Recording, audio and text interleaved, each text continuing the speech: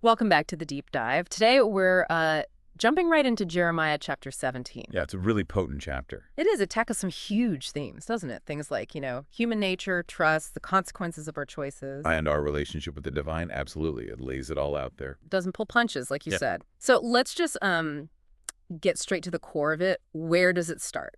Well, right at the beginning, Jeremiah gives this really striking picture, almost unsettling. How so? It describes the sin of Judah.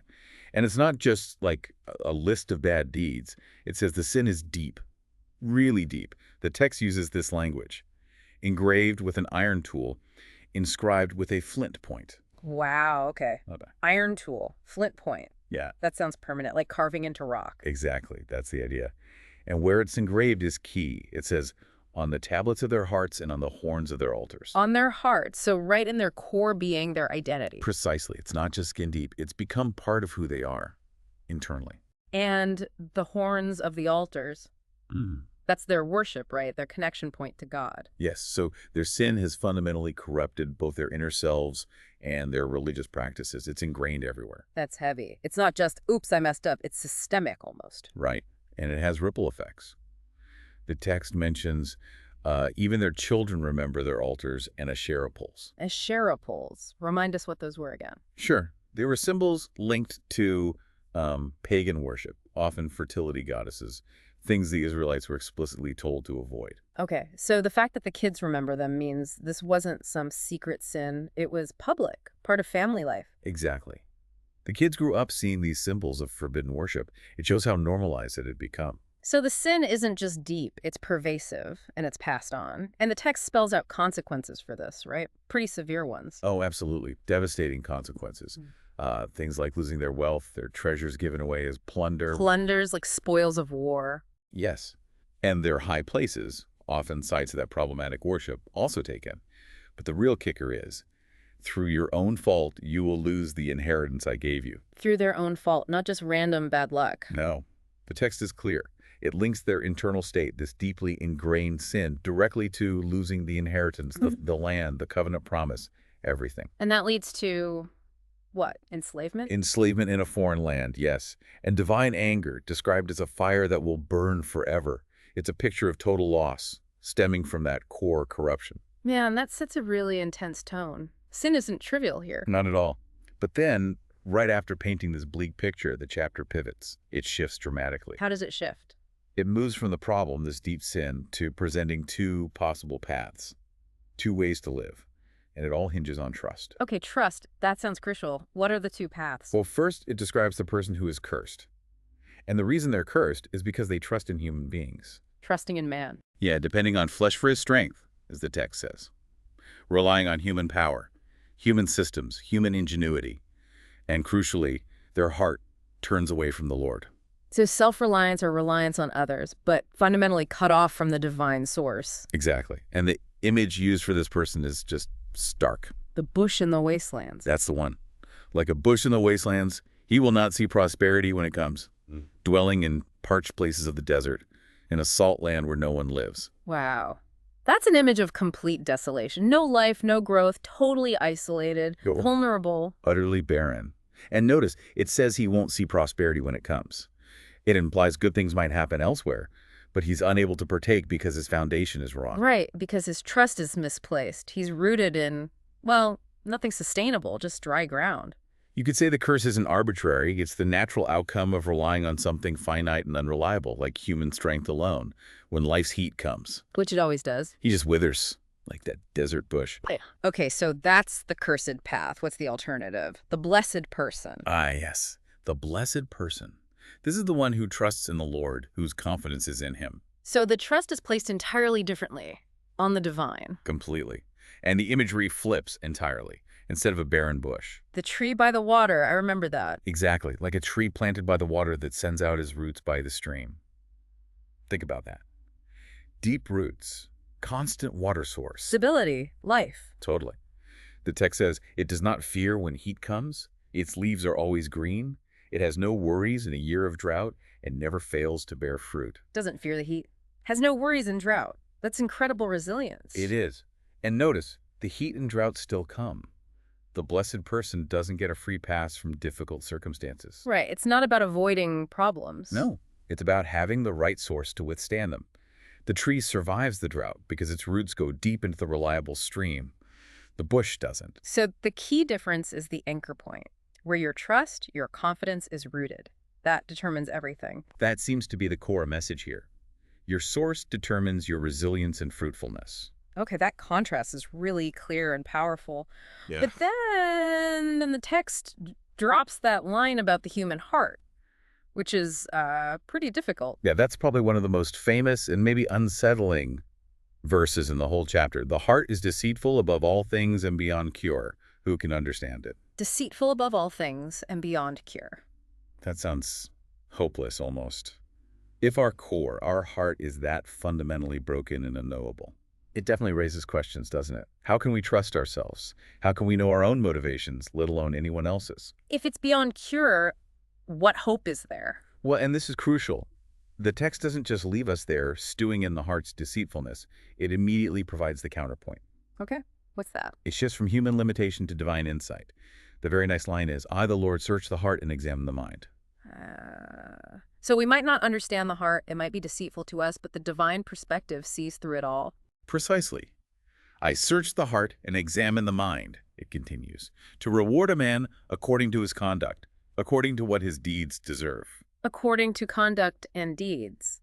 So the judgment isn't based on the hidden, potentially messy inner workings that we can't figure out anyway. It's based on observable actions. Right. It seems to suggest that while the internal landscape is complex and maybe even broken beyond cure from a human standpoint, the ultimate accountability rests on our actions, which the divine sees clearly and judges fairly. That puts a different spin on it. Okay, so after the heart, the text uses another analogy, right? Something about wealth Yeah. and a bird. Yeah, it's a curious one. Like, a partridge that hatches eggs it did not lay is the man who gains riches by unjust means. A partridge hatching eggs it didn't lay. So like taking credit for something that isn't yours or benefiting from someone else's work unfairly. That's the idea. Gaining wealth illegitimately, through exploitation perhaps, or dishonesty, taking what doesn't belong to you. And what happens to this person? Does the unjust wealth last? Not according to Jeremiah.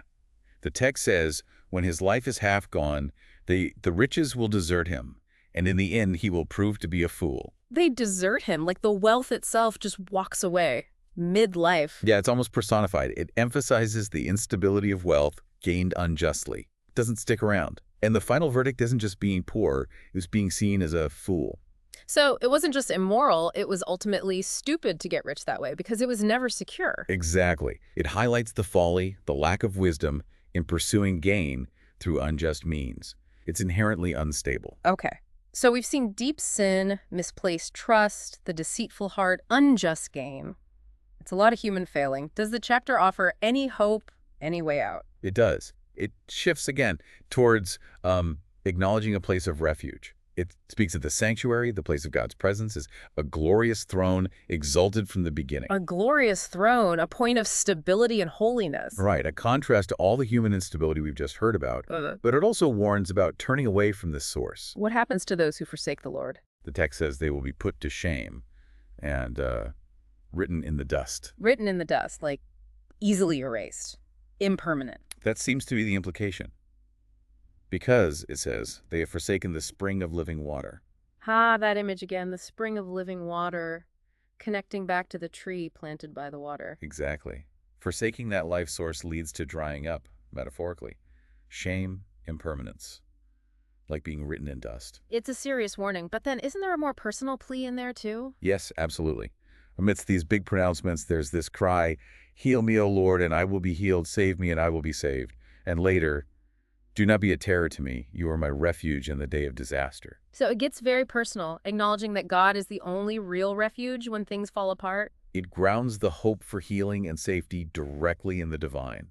It even mentions the pushback Jeremiah was getting, people saying, where is the word of the Lord? Let it now be fulfilled. Right, showing this wasn't just abstract theology for him. He was living this, facing doubt. Definitely adds a layer of realism. Okay, so the final big section really focuses on one specific command, doesn't it? The Sabbath. Yes, and it's presented with incredible weight. The instruction is given right at the gates of Jerusalem to everyone, kings, officials, ordinary people. And the command is basically, stop working on the Sabbath. Pretty much. Be careful not to carry a load on the Sabbath day or bring it through the gates. And do not bring a load out of your houses or do any work. Keep the Sabbath day holy. So cease commerce, cease labor, set the day apart for rest and holiness. Correct. And the text points out this isn't new. Their ancestors were given the same command but were stiff-necked. They refused to listen. Stubborn. Yeah. And here's where it gets really dramatic. The text lays out two completely different futures for Jerusalem, based entirely on whether they obey this one command about the Sabbath. Just based on the Sabbath, that seems disproportionate It almost. does. But it suggests this one act was seen as a litmus test, a sign of their overall faithfulness and trust in the divine provider. Okay, so what's the future if they do obey, if they keep the Sabbath holy? It's a picture of total flourishing. Kings on David's throne entering the city, officials, chariots, horses.